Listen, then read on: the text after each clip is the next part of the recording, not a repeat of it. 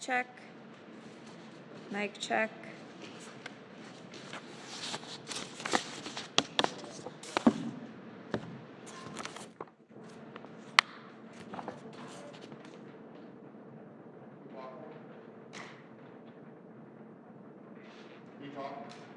Mic check. Mic check. Yeah, sure.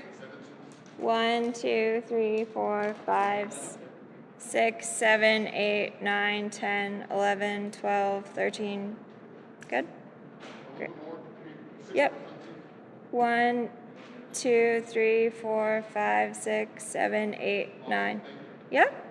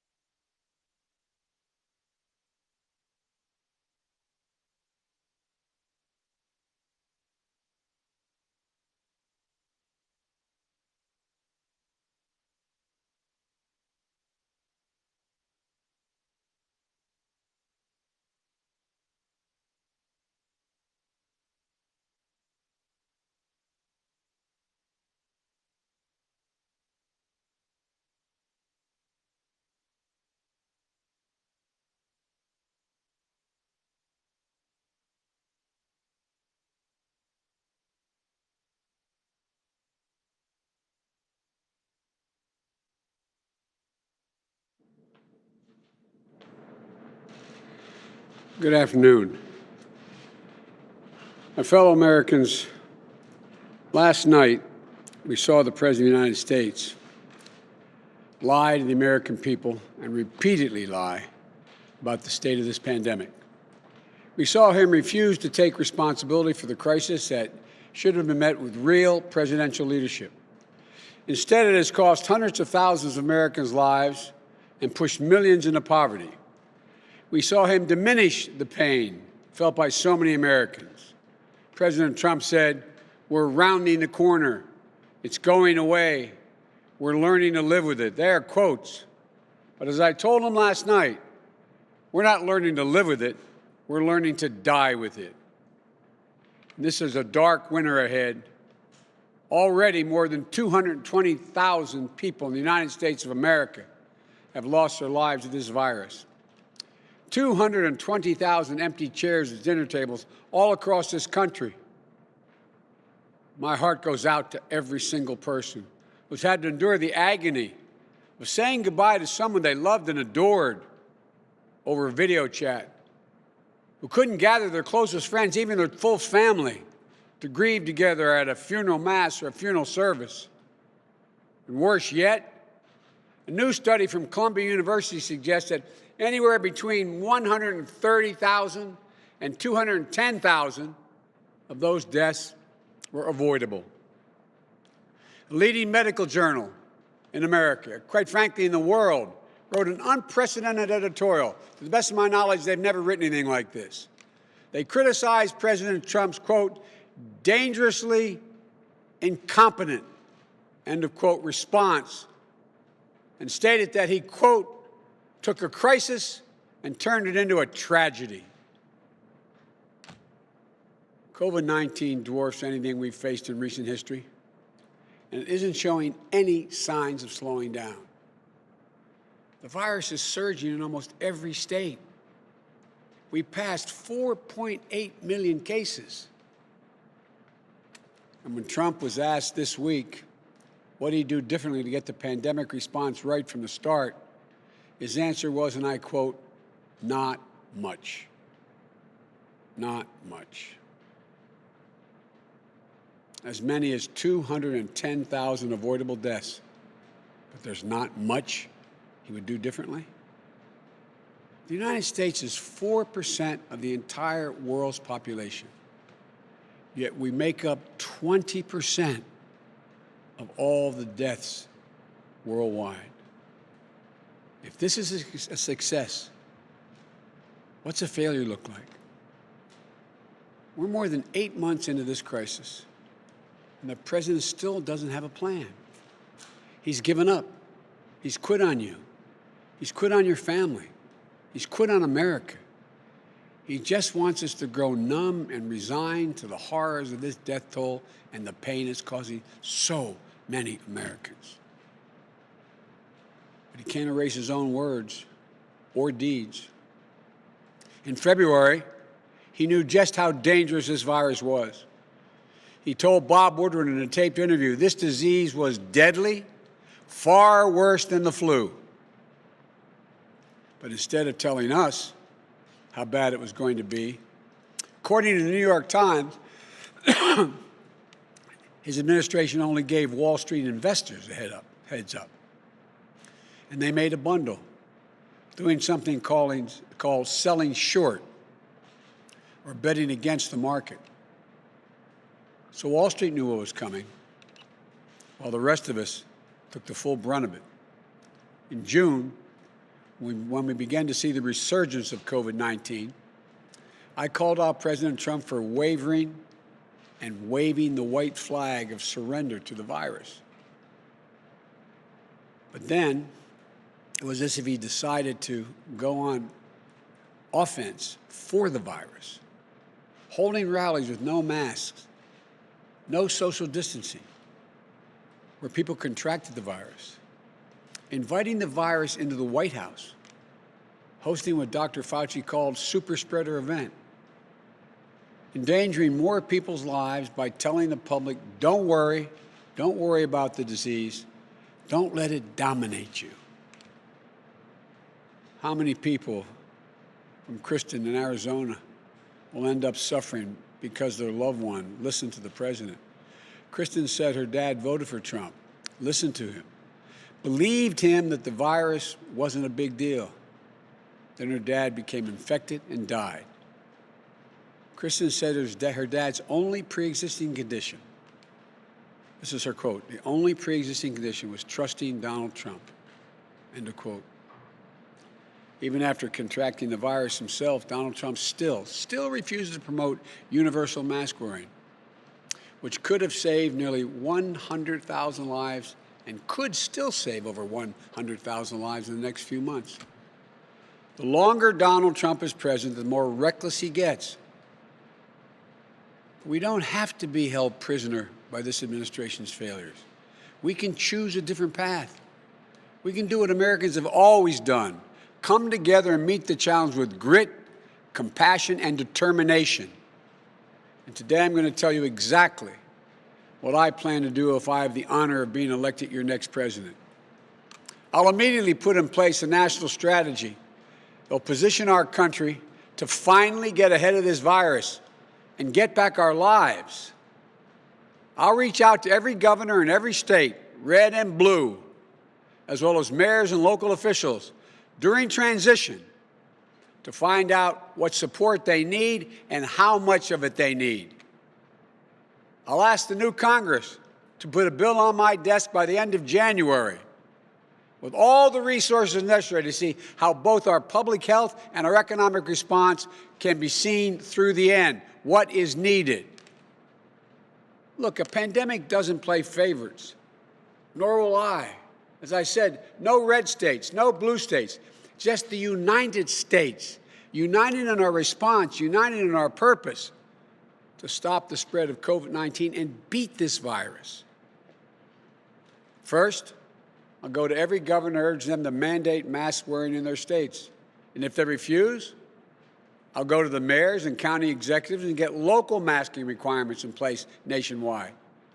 As president, I'll mandate mask wearing in all federal buildings and all interstate transportation because masks save lives, period. Just look what happened in Arizona. The Republican governor initially tried to bar local governments from implementing mandates on their communities. What happened? In June, Arizona got hit with a surge of cases. Hospitals were flooded. The state health system was overwhelmed. So cities and counties appealed the governor's ruling. They imposed their own local mandates, covering most of the state. The result?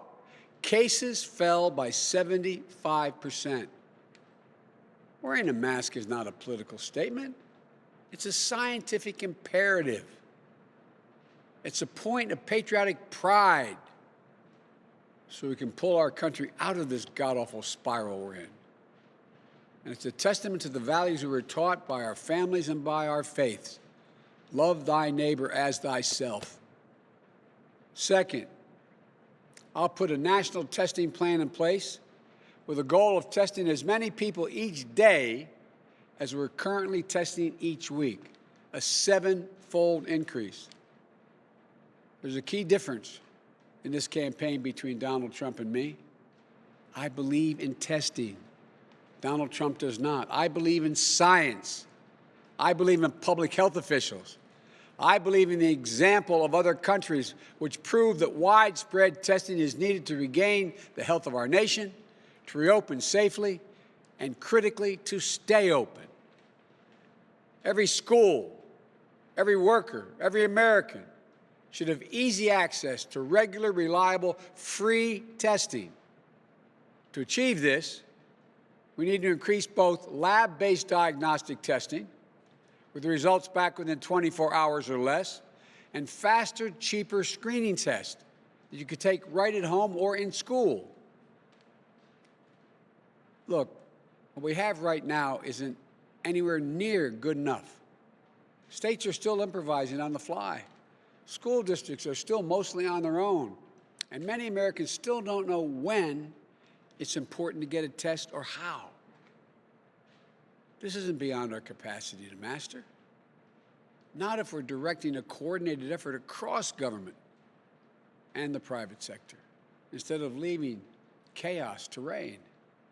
We'll manufacture the lab supplies needed to make sure we have enough tests. And we'll tap more of our nation's lab capacity so you can get your test results more quickly. We'll build a national corps of contact tracers to work closely with trusted organizations in these communities that are most at risk. We'll also take steps to ensure that no one has to choose between getting a test and putting food on the table. Look, and that no one is scared that being tested for COVID might jeopardize their immigration status. The only way we'll defeat this virus is if we defeat it everywhere. Third point I'd like to make is we'll close the personal protective equipment, the PPE gap, and get the gear out where it's needed. Every healthcare worker will have a reliable supply of properly fitted N95 masks. It's unconscionable. There are more than 8 months into this crisis, and frontline healthcare workers are still rationing their personal protective equipment. As president, I'll use the full power of the Defense Production Act to drive the manufacturing of personal protective equipment, masks, gloves, gowns, and more, and ensure this is distributed equitably. Look, we won't stop until the nation's supply exceeds the demand and our stockpile is replenished, especially in hard-hit areas and in communities that are disproportionately impacted by the virus. I will appoint a fully empowered supply commander who's in charge of filling in the gaps. We'll make sure we can manufacture critical supplies right here at home so we're not dependent on other countries in this crisis. Fourth, we'll provide consistent, reliable, trusted, detailed, nationwide guidance and technical support for reopening safely and the resources to make it happen. We need a single source of guidance that we can trust, where we know the information won't change for any reason other than the science that guides it. Not political expediency, not public image. It won't be easy as to open or close. Social distancing isn't an on or off thing. And we're learning more every day about the virus and how it spreads. We need to be able to adapt and adjust our behavior to responsibly respond appropriately. But schools and businesses can't make responsible decisions if they don't have the information, the science. It's not just more detailed, effective guidance they need. It's consultations and technical support so people have a place to turn with their questions. It's having a government that's in your corner, not a government that's turned its back on you. And once we get our federal, state, and local governments working together, once there's universal masking, enough PPE and testing to go around, science-backed guidance to help us make the right decisions, then we can get our kids back to school safely, our businesses growing, and our economy running again without wasting another minute. As I said last night, I'm not going to shut down the economy. I'm not going to shut down the country. I'm going to shut down the virus. And finally, we'll be focused on developing safe and effective treatments and distributing a safe and effective vaccine.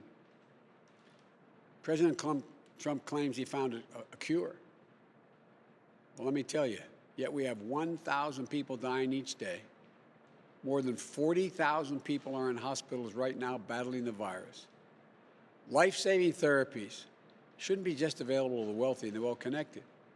We need to make sure they're available to everybody, available and affordable.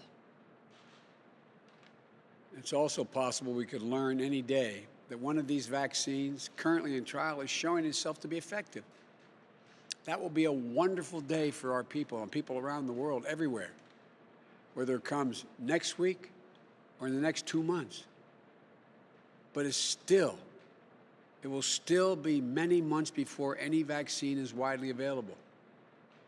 And we need a president who will take responsibility for making sure it gets to every single person in this country in a way that's equitable and accountable. We need a president who, in the meantime, is doing his job to protect the American people. Once we have a safe and effective vaccine, it has to be free to everyone, whether or not you're insured. Let me say that again. The vaccine must be free and freely available to everyone. This is just not one more reason why it's so despicable that Donald Trump is fighting in the middle of a pandemic to get the U.S. Supreme Court to strike down the entire Affordable Care Act, which I worked so damn hard to get the votes for. Under the ACA, insurers are required to cover recommended vaccines for free. So overturning the ACA would mean people have to pay to get the COVID-19 vaccine. That's wrong. Very, very wrong. Unlike Donald Trump, I believe health care isn't a privilege. I think it's a right. That's why, as president, I'll protect and build on the ACA by adding a public option that will compete with private plans to expand coverage and lower health care costs across the board. I'll bring down drug prices by allowing Medicare to negotiate with pharmaceutical companies. I'll make sure Americans have insurance. Those with insurance have access to free COVID-19 vaccine.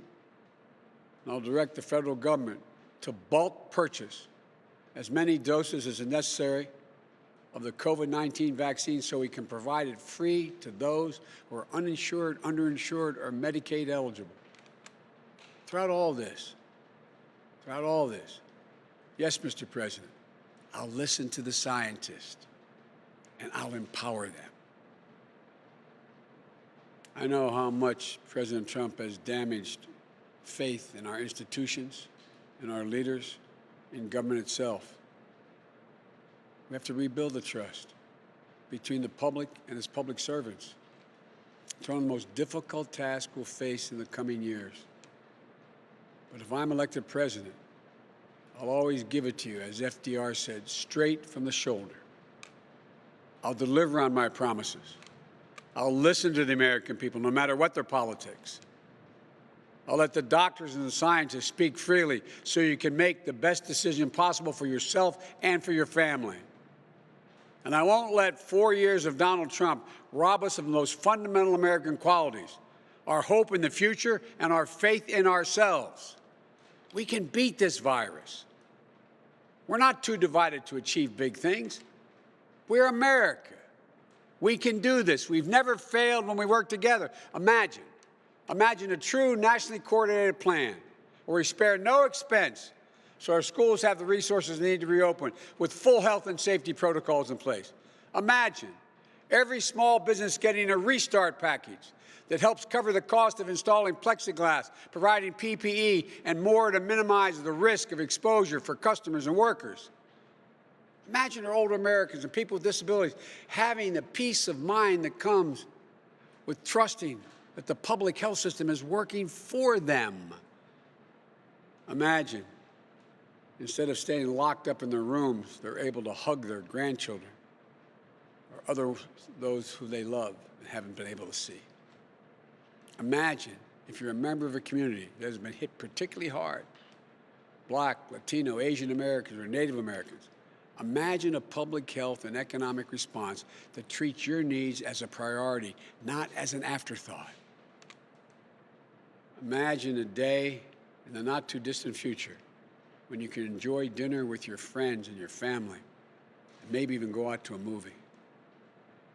Or when you can celebrate your birthday, weddings, graduations, surrounded by your nearest and dearest friends.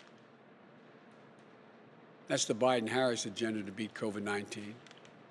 It's going to take all of us working together, and that's not hyperbole, all of us working together, watching out for one another. We're all still going to have to wear our mask, a practical social distancing a while longer.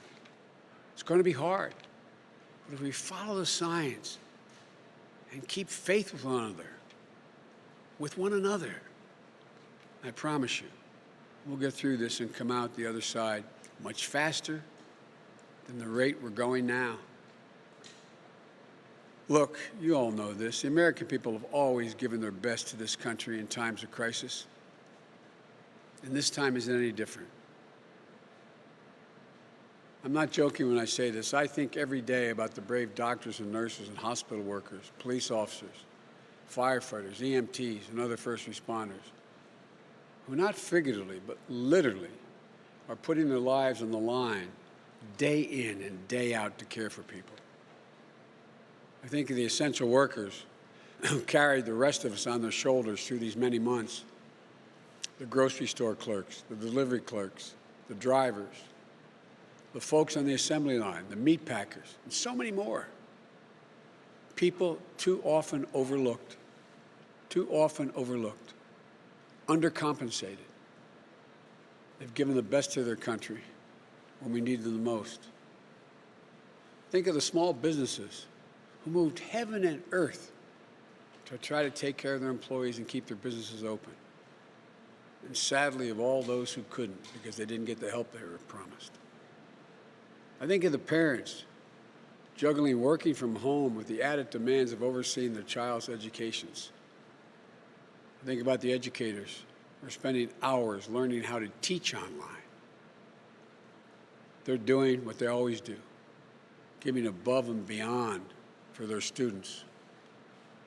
I think of the families and the communities who've stepped up, donating to charities, doing grocery runs for older relatives and neighbors, finding new ways to connect and support one another. That's the America we know. That's the United States of America. That's who we are. And like John F. Kennedy, when he committed to take us to the moon, he said, I refuse to postpone the possibilities that exist for this country. I refuse to postpone. Refuse to postpone the American purpose that will not only lead our country back, but lead the entire world. There's no challenge. There's no challenge we cannot meet. No enemy we're unable to face. No threat we can't conquer. We stand together, united, bound by our common resolve, determination, and values. Folks, together we can harness the unlimited potential of the American people, not just to get back where we were before this virus hit us, but to get back better.